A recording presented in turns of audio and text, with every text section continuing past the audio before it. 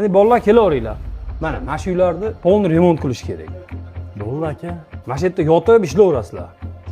Nima kerak bo'lsa bolalar, yozib spiska qilib bersanglar, olib kelib beraman nima kerak bo'lsa. Yozib chaqirasizlar-a meni?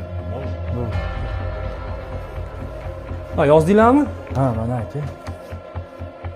Bir kop kartoshka, 5 kilo yog', 3 kilo go'sht,